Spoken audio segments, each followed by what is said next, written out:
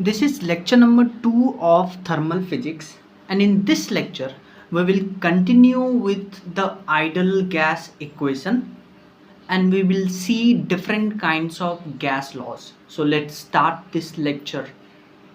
So हमने last class में बात किया था कि जो आइडल गैस मॉलिक्यूल है, फॉर एग्जांपल एक कंटेनर में ये आइडल गैस मॉलिक्यूल है, तो हमने बोला था कि इन आइडल गैस मॉलिक्यूल के बीच में there is no inter molecular force of attraction.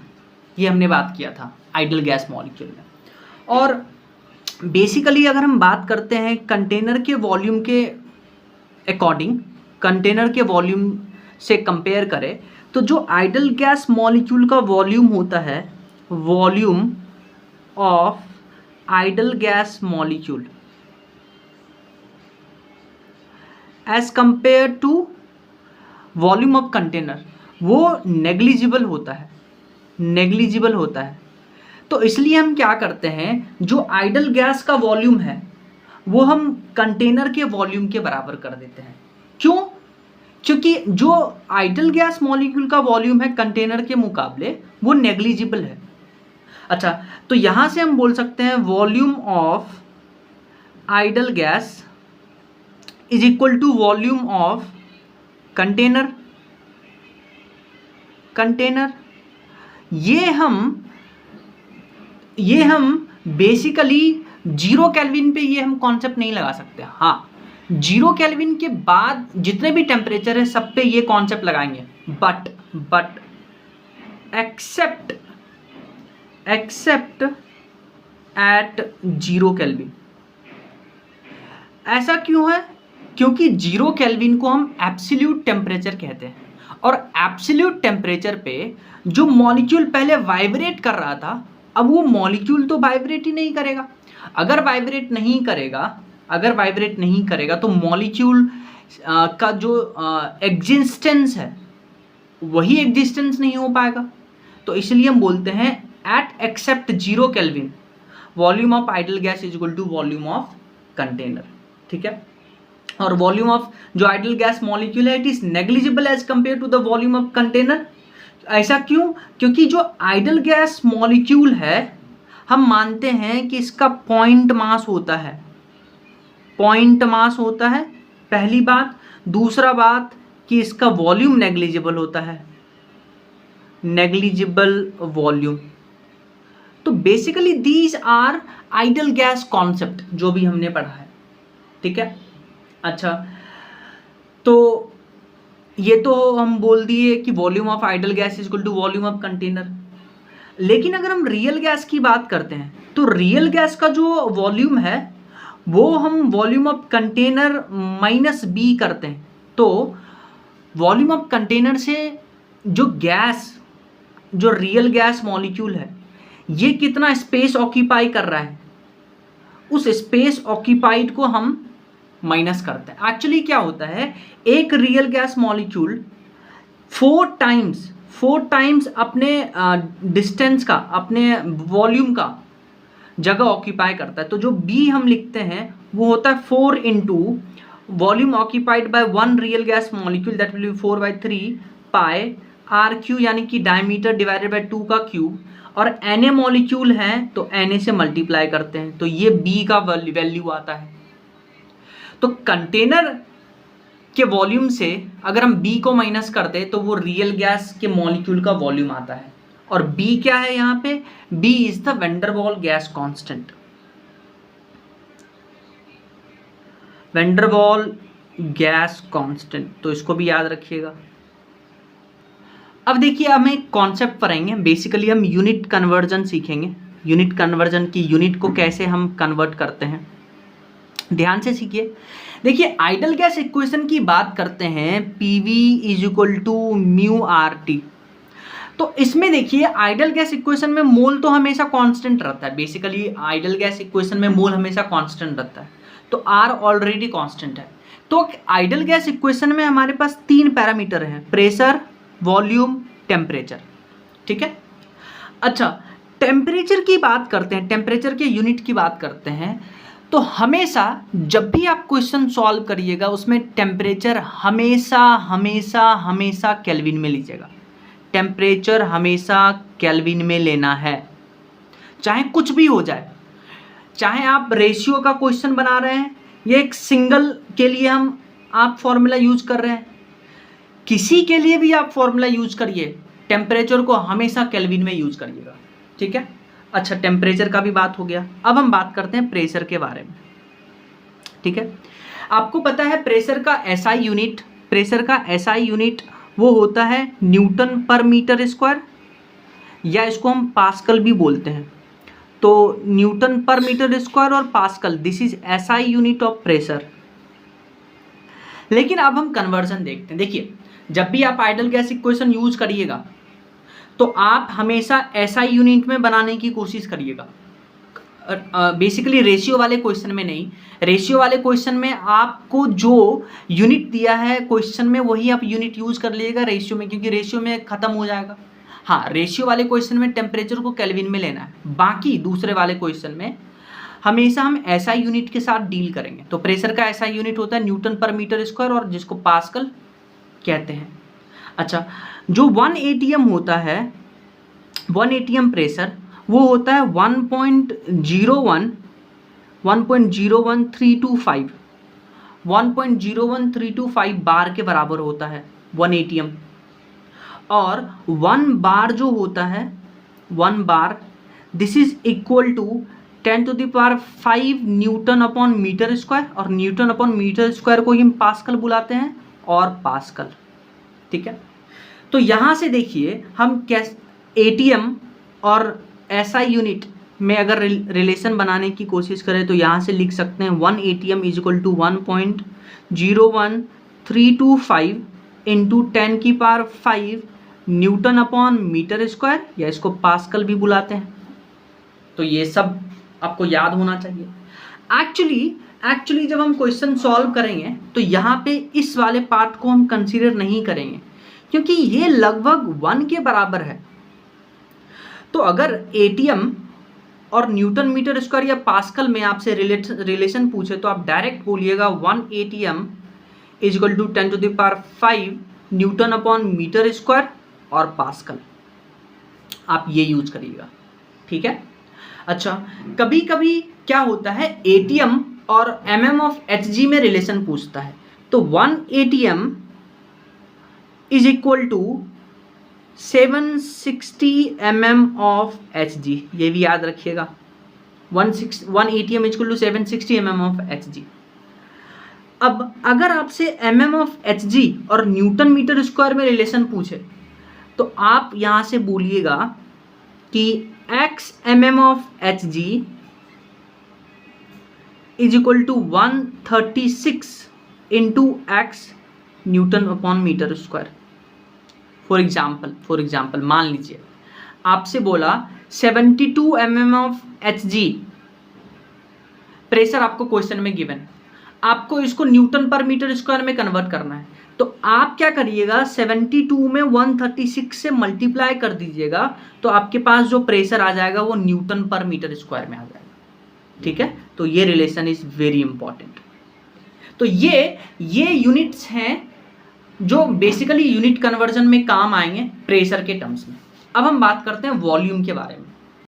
अब हम आइडल गैस इक्वेशन का दूसरा पैरामीटर यूज करेंगे, दैट इज वॉल्यूम।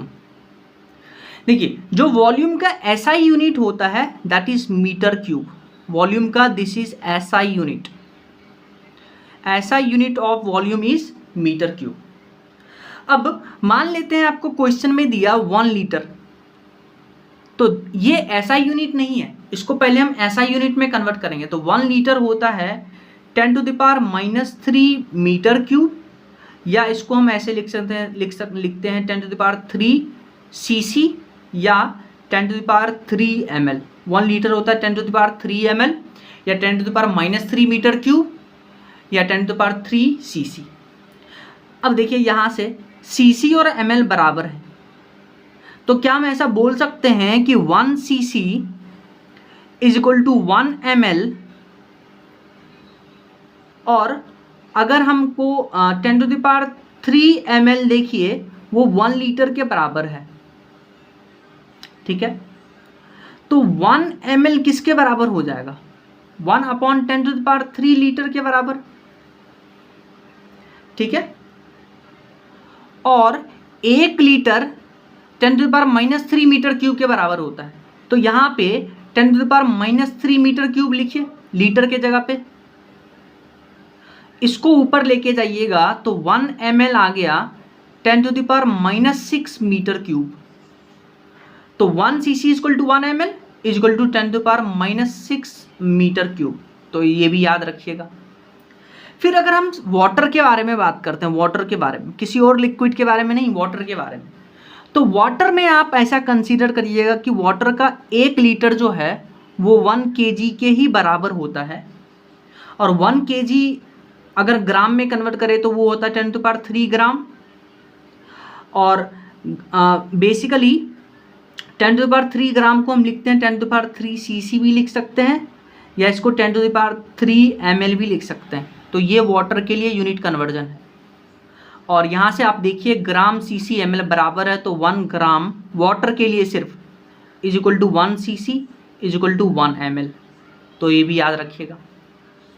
फिर अगर हम एक और यूनिट कन्वर्जन की बात करते हैं, एक तो आपको NTP लिख के देगा, एक आपको STP लिख के देगा। NTP मतलब नॉर्मल टेम्परेचर प्रेशर, STP मतलब standard temperature pressure.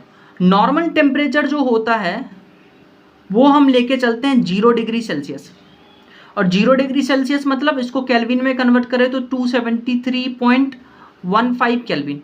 Calculation purpose के लिए हम सिर्फ 273 यूज करेंगे। स्टैंडर्ड टेम्परेचर की बात करते हैं तो स्टैंडर्ड टेम्परेचर होता है 0.01 डिग्री सेल्सियस। दोनों में देखिए डिफरेंस है। अगर हम प्रेशर की बात करते हैं, नॉर्मल प्रेशर की, तो वो होता है 1 atm, और स्टैंडर्ड प्रेशर भी होता है 1 atm। अब ध्यान से सुनिए, कैलकुलेशन पर्पस के लिए हम NTP यानी नॉर्मल टेम्परेचर भी 0 डिग्री सेल्सियस लेके चलेंगे, और स्टैंडर्ड टेम्परेचर भी हम 0 डिग्री सेल्सियस लेके ही चलेंगे।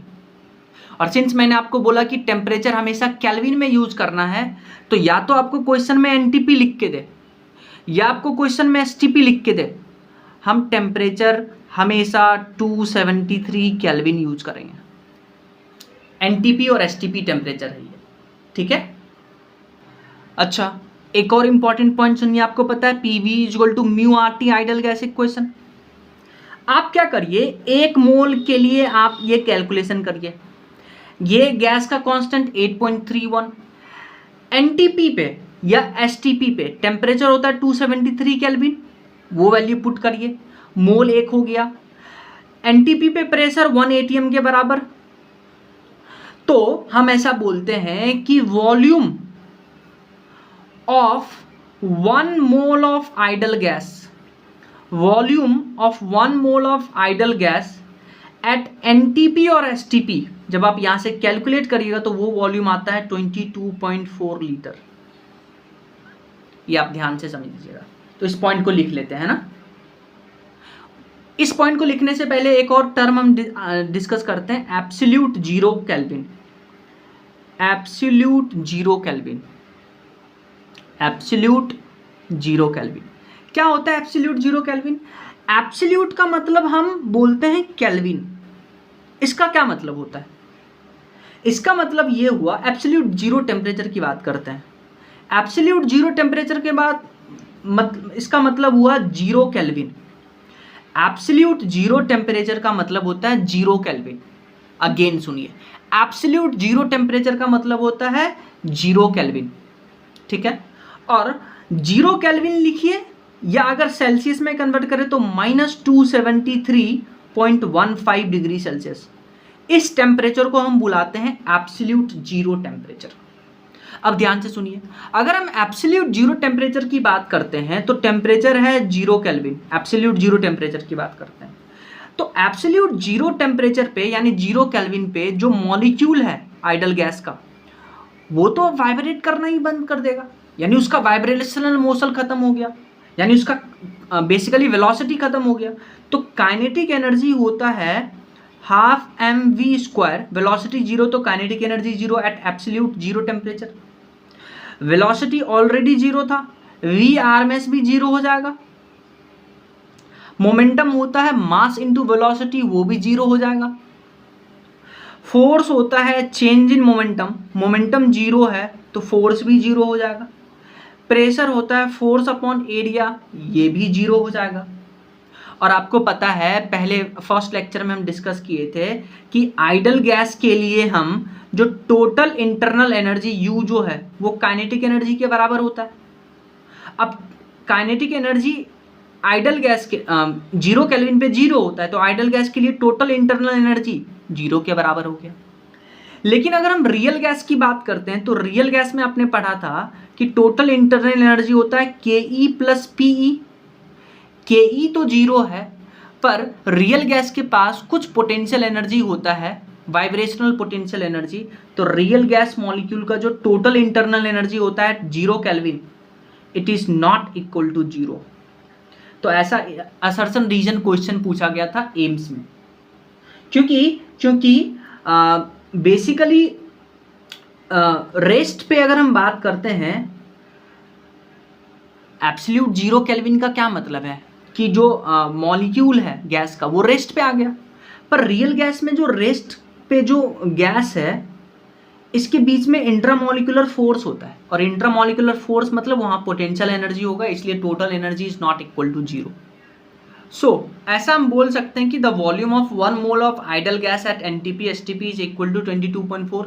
एब्सोल्यूट जीरो टेम्परेचर का मतलब है कि 0 केल्विन, ठीक है। So for ideal gas at 0 kelvin temperature, velocity, kinetic energy, VRMS, momentum, force, pressure, volume of gas and total internal energy, all values are 0. For real gas at 0 Kelvin temperature,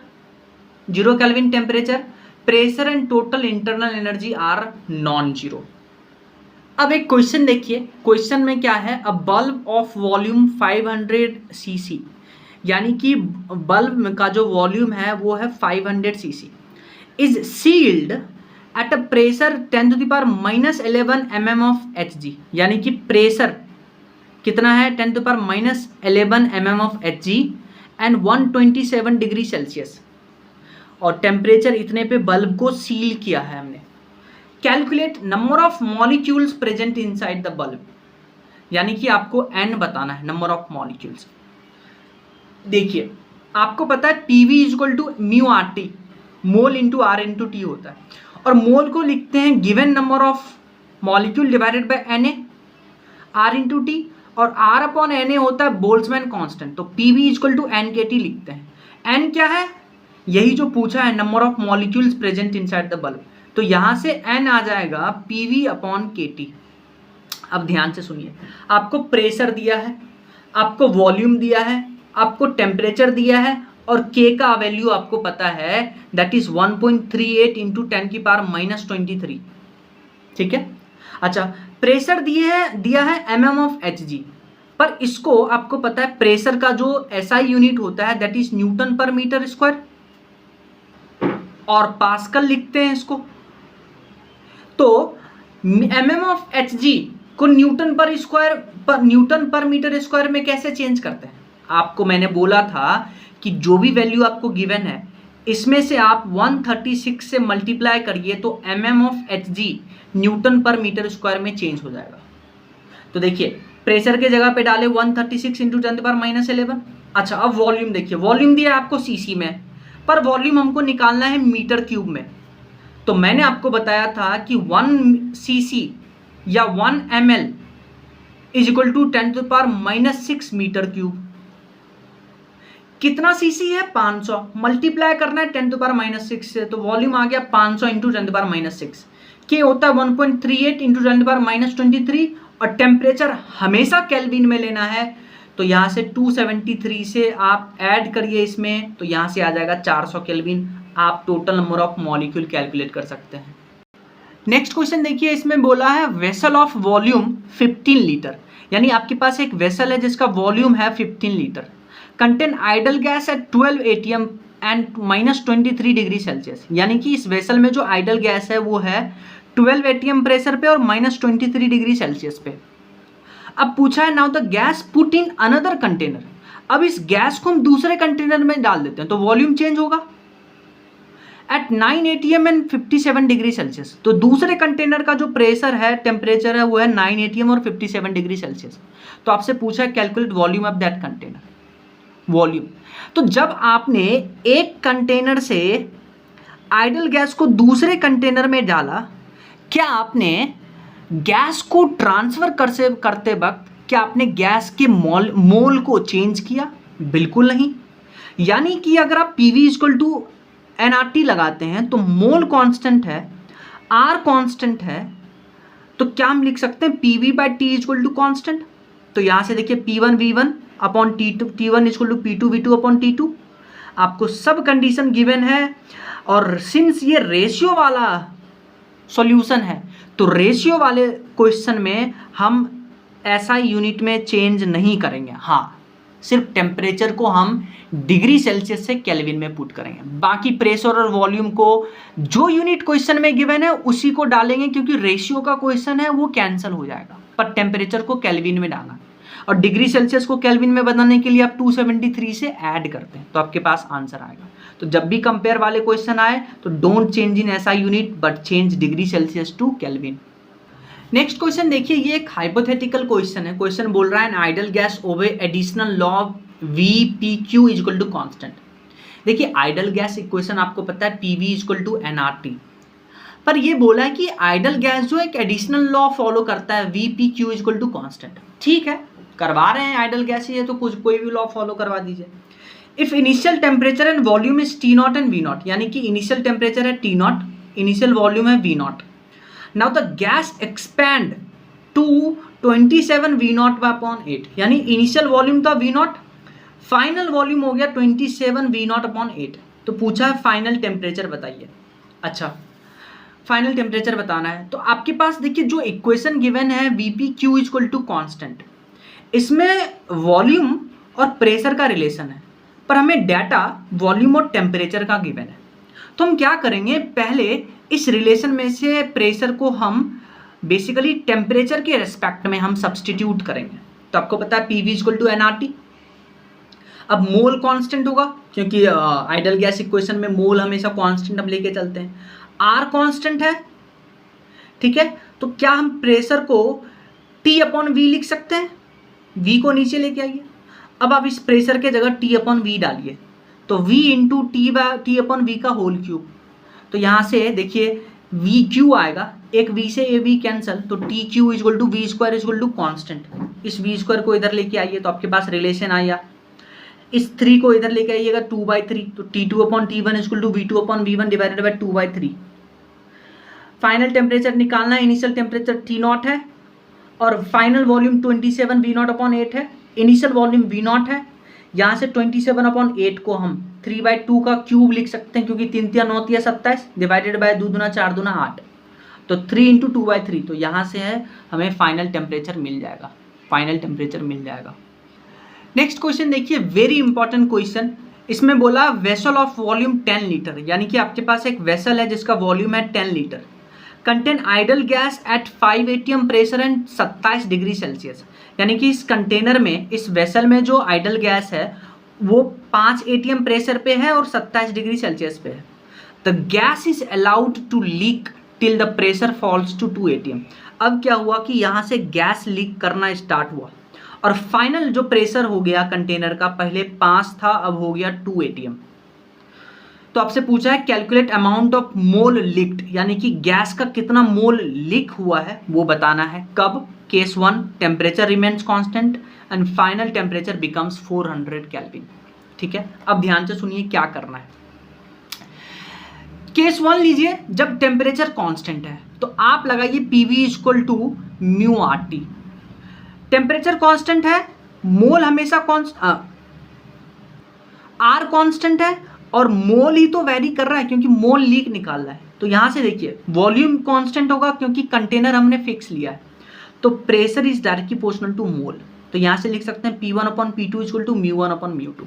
अच्छा ध्यान से सुनिए, इस container में leak होने से पहले कितना इनिशियल मोल था वो हमें नहीं पता, तो उस इनिशियल मोल को हम कैलकुलेट करेंगे। कैसे? PV equal to mu R T लगाइए इनिशियल कंडीशन पे। तो यहाँ से म्यू आ गया PV upon R T. Initial pressure है 5 एटीएम, इसको एसआई यूनिट में ले जाएंगे। 1 ATM equal to 10⁵ newton metre square, तो 5 इंटू 10⁵। इनिशियल वॉल्यूम है 10 लीटर, लीटर को हम मीटर क्यूब में चेंज करेंगे, तो 10 into 10⁻³ metre cube divided by R का वैल्यू 8.31 और टेम्परेचर डिग्री सेल्सियस में है, केल्विन में चेंज करने के लिए 273 से ऐड करेंगे तो आ गया हमारे पास टेम्परेचर केल्विन में। इसको सॉल्व करिएगा तो इनिशियल स्टेट में जो इस वेसल में मोल था गैस का वो आ गया 2 मोल। अब ध्यान से सुनिए, अब आप केस फर्स्ट लगाइए। केस फर्स्ट में आपके पास ये आया था pressure is directly proportional to mole, तो P1 upon P2 equal to μ1 upon μ2। Initial pressure कितना था 5, फाइनल प्रेशर हो गया 2, इनिशियल मोल था 2, फाइनल मोल ही तो निकालना है। तो यहाँ से देखिए फाइनल मोल आ जाएगा 5/2 2, तो फाइनल मोल आ गया 4/5। अच्छा, अब निकालना है लिक्ड मोल, क्योंकि लीक करवाए थे हम गैस को। तो लिक्ड मोल निकालने का फॉर्मूला होता है कि इनिशियल मोल कितना था और फाइनल मोल कितना बचा। तो इनिशियल माइनस फाइनल लिक्ड मोल आएगा। इनिशियल था 2, फाइनल हो गया 4/5, आपके पास लिक्ड मोल आएगा। फिर आपके पास है केस नंबर 2 कि फाइनल टेम्परेचर बिकम्स 400 केल्विन, तो उस केस में लिक्ड मोल निकालना है। तो देखते हैं कैसे करेंगे। फाइनल टेम्परेचर हो गया 400 केल्विन, आप वापस से लगाइए PV equal to mu R T. Volume तो कांस्टेंट ही रहेगा, क्योंकि हमने कंटेनर जो है वो फिक्स रखा है। आर भी कांस्टेंट, तो देखिए pressure is directly proportional to mole into temperature, तो P initial upon P final equal to mu initial T initial divided by mu final T final. Initial pressure था 5, फाइनल प्रेशर हो गया 2, initial मोल हमने निकाला था 2, initial temperature था 300 kelvin, final मोल निकालना है और फाइनल टेम्परेचर हो गया 400 केल्विन। तो यहाँ से फाइनल मोल आ जाएगा 0.6। लिक्ड मोल निकालना है तो formula mu initial minus mu final, तो इनिशियली था 2, फाइनल हो गया 0.6, तो लिक्ड मोल आ गया 1.4 मोल। नेक्स्ट क्वेश्चन देखिए, इसमें बोला है gas is filled in open mouth container. Very important line, open mouth container जैसे ही बोल दिया तो हम प्रेशर जो है वो कांस्टेंट लेके चलेंगे, क्योंकि वेसल का जो ओपन माउथ है तो बाहर से सिर्फ 1 एटीएम का प्रेशर लगेगा। ओपन माउथ कंटेनर का मतलब प्रेशर कांस्टेंट, यानी वेसल को हमने ओपन कर रखा है तो बाहर से सिर्फ एटमॉस्फेरिक प्रेशर लगेगा 1 एटीएम के बराबर। तो ओपन माउथ कंटेनर मतलब pressure constant at 127 degree celsius, यानी आपको टेम्परेचर गिवन है 127 degree celsius. If 1/4 part of gas is leaked out then final temperature in degree celsius. आपको देखिए इनिशियल टेम्परेचर गिवन है डिग्री सेल्सियस में, इसको आप केल्विन में चेंज करिएगा। प्रेशर कांस्टेंट है, वॉल्यूम भी कांस्टेंट है, क्योंकि कंटेनर तो सेम लिया है, तो PV equal to mu R T लगाइए। Pressure constant, volume constant, R constant, तो म्यू टी का जो प्रोडक्ट है वो कांस्टेंट होगा, तो म्यू1 T1 इक्वल टू म्यू2 T2। अब आपके पास इनिशियल मोल भी गिवन है, फाइनल मोल भी गिवन है, आंसर आएगा केल्विन में, उसको डिग्री सेल्सियस में चेंज करने के लिए 273 से आप माइनस करिएगा। अब हम बात करते हैं गैस लॉज के बारे में। डिफरेंट गैस लॉज होते हैं। अब ये जो गैस लॉज है हम सिर्फ आइडल गैस के लिए यूज करते हैं, फॉर आइडल गैस ओनली। आपको पता है आइडल गैस इक्वेशन होता है PV equal to mu R T. अब ध्यान से सुनिए, all gas law and equation of state is valid when molar amount is constant. कहने का क्या मतलब है? इस लाइन का कहने का मतलब है कि आप गैस लॉ, जितना भी गैस लॉ आप लिखिएगा उन सब में जो मोल है वो हमेशा कांस्टेंट होगा। उस लाइन का यही मतलब है। तो पहला गैस लॉ हम लिखने जा रहे हैं चार्ल्स लॉ। चार्ल्स, आपको पता है पुराने जमाने में राजाओं का नाम होता था चार्ल्स, और राजा क्या करते थे, अपना जो जनता है उसके ऊपर प्रेशर बनाए रखते थे। यानी चार्ल्स लॉ में क्या होगा, मोल तो ऑलरेडी सब में कांस्टेंट होगा, चाहे आप चार्ल्स लॉ की बात करिए, गे-लुसाक लॉ की बात करिए, बॉयल्स लॉ की बात करिए, मोल सब में कांस्टेंट है ऑलरेडी। चार्ल्स लॉ में प्रेशर कांस्टेंट एक्स्ट्रा, तो देखिए प्रेशर और मोल कांस्टेंट हो गया, आर तो ऑलरेडी कांस्टेंट है, तो हम ये दोनों टर्म को ही हटा देते हैं क्योंकि ये दोनों तो सब में कांस्टेंट है। ठीक है, प्रेशर कांस्टेंट हो गया चार्ल्स लॉ में, तो volume is directly proportional to T, तो यहां से लिख सकते हैं V1/V2 इक्वल टू T1/T2, यानी कि V/T का जो रेशियो है वो कांस्टेंट है। अब ध्यान से सुनिए क्वेश्चन में कैसे पहचानिएगा condition of Charles law. Question में आपको लिख के देगा ओपन कंटेनर, क्वेश्चन में आपको लिख के देगा फ्री मूविंग पिस्टन, तो ऐसा कहीं पे वर्ड आया तो आप समझिएगा क्वेश्चन चार्ल्स लॉ का है, प्रेशर कांस्टेंट करना है, मोल ऑलरेडी कांस्टेंट होगा तो volume is directly proportional to T. आपको दोनों कंडीशन देगा, कोई एक पूछ लेगा, ठीक है। अब हम बात करते हैं गे-लुसाक लॉ के बारे में। मोल तो ऑलरेडी कांस्टेंट है, मोल तो और आर तो ऑलरेडी कांस्टेंट है। याद रखिएगा गे-लुसाक लॉ में वॉल्यूम कांस्टेंट होता है, तो यहां से देखिए pressure is directly proportional to temperature, तो P1/P2 इक्वल टू T1/T2, यानी P/T का जो रेशियो है वो कांस्टेंट होगा। अब ध्यान से सुनिए क्वेश्चन में पहचानने का तरीका। क्वेश्चन में आपको लिख के देगा क्लोज्ड कंटेनर, क्लोज्ड कंटेनर्स मतलब कंटेनर का वॉल्यूम फिक्स्ड हो गया, वॉल्यूम फिक्स्ड हो गया, मोल ऑलरेडी फिक्स्ड है, तो आप ये रिलेशन यूज करिएगा। या आपको लिख के देगा फिक्स्ड या रिजिड पिस्टन, तब भी कंटेनर का वॉल्यूम फिक्स्ड होगा, ये रिलेशन यूज करना है। फिर आता है बॉयल्स लॉ। बॉयल मतलब पानी बॉयल करना, यानी टेम्परेचर की बात कर रहे हैं। मोल ऑलरेडी कांस्टेंट है, टेम्परेचर कांस्टेंट करेंगे तो प्रेशर इज पीबी का जो प्रोडक्ट होगा वो कांस्टेंट होगा, pressure is inversely proportional to 1/V, pressure is inversely proportional to volume, तो P1V1 equal to P2V2। Condition क्या होगा क्वेश्चन में, आपको लिख के देगा आइसोथर्मिक या आइसोथर्मल प्रोसेस, या आपको थर्मल इक्विलिब्रियम लाइक वर्ड आपको क्वेश्चन में मिलेगा, ठीक है। अब हम तीनों का ग्राफ बनाएंगे, तो ग्राफ देखिए। अभी आपने पढ़ा था कि चार्ल्स लॉ में प्रेशर कांस्टेंट है तो volume is directly proportional to temperature. आप लगाइए PV इक्वल टू μRT, और हमें बनाना है ग्राफ बिटवीन वॉल्यूम और टेम्परेचर, तो P को आप नीचे लेके आइए, तो आपके पास ये इक्वेशन आएगा μR/P इंटू टी। V है y एक्सिस पे, T है x एक्सिस पे, तो y इक्वल टू mx, यानी कि ये जो बेसिकली ग्राफ बनेगा ये स्ट्रेट लाइन ग्राफ बनेगा पासिंग फ्रॉम ओरिजिन, पर हम यहाँ पे डॉट डॉट दिखा रहे हैं क्योंकि अगर हम यहाँ से पूरा सीधा कर देंगे तो यहाँ 0 केल्विन आ जाएगा, विच इज़ नॉट पॉसिबल। तो स्लोप जो है इस ग्राफ का स्लोप वो μR/P के बराबर होगा, ठीक है। तो slope is equal to tan theta, that is equal to μR/P। Similarly Gay Lussac law में वॉल्यूम कांस्टेंट है, तो PV इक्वल टू μRT लगाइए। प्रेशर और टेम्परेचर में ग्राफ बनाना है तो वॉल्यूम को आप नीचे लेके आइए, तो वापस से देखिए y equal to mx, straight line graph बनेगा पासिंग फ्रॉम ओरिजिन, पर हम यहाँ डॉट डॉट दिखा रहे हैं क्योंकि यहाँ 0 केल्विन हो जाएगा, और स्लोप जो है वो μR/V के बराबर है। फिर हम बात करते हैं बॉयल्स लॉ में। बॉयल्स लॉ में टेम्परेचर कांस्टेंट है तो pressure is inversely proportional to V, pressure और वॉल्यूम में जो कर्व है दैट इज हाइपरबोला, और PB का जो प्रोडक्ट है that will be directly proportional to temperature जो कि कांस्टेंट है, ठीक है। अब इस तीनों पे एक क्वेश्चन देखिए। क्वेश्चन क्या है इसमें, चार्ल्स लॉ में देखिए प्रेशर कांस्टेंट होता है, तो आपके वॉल्यूम और टेम्परेचर में ग्राफ है और दो प्रेशर गिवन है, आपसे पूछा है कि P1 बड़ा है या P2 बड़ा है। तो अभी आपने पढ़ा था स्लोप जो होता है tan theta that is μR/P, तो जिसका थीटा ज़्यादा होगा उसका प्रेशर कम होगा। तो देखिए θ1 इज ग्रेटर देन θ2, तो tan थीटा θ1 का ज़्यादा होगा तो प्रेशर किसका ज़्यादा होगा, P2 का ज़्यादा होगा।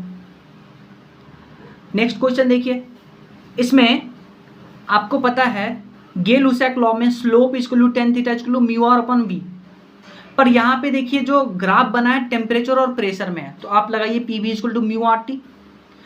ग्राफ बनाना है T और P के बीच में, तो T आप μR को नीचे लेके आइए, तो V/μR इक्वल टू P, तो ये हो गया y, ये हो गया x। तो अब जो स्लोप है, स्लोप आ रहा है V/μR, यानी slope is equal to tan theta is directly proportional to volume, यानी जिसका थीटा ज़्यादा उसका वॉल्यूम ज़्यादा। θ1 ज़्यादा है तो V1 ज़्यादा होगा, θ1 ज़्यादा है θ2 से तो वॉल्यूम ज़्यादा होगा V1 का V2 से। सिमिलरली आप ये क्वेश्चन देखिए, प्रेशर और वॉल्यूम में ग्राफ बना हुआ है और टेम्परेचर कांस्टेंट है, तो आपको बताना है T2 और T1 में से कौन बड़ा है। तो इसको एक तो करने का ट्रिक क्या है कि आप ओरिजिन से दूर जाइएगा तो उसका टेम्परेचर ज़्यादा होगा, तो ओरिजिन से ये दूर है तो T2 ज़्यादा होगा T1 से। एक करने का क्या तरीका है कि आप यहाँ पे एक स्ट्रेट लाइन खींचिए, तो ये हो गया T1 और ये हो गया T2, ठीक है, और T1 के रेस्पेक्ट में ये हो गया P1 और ये हो गया P2।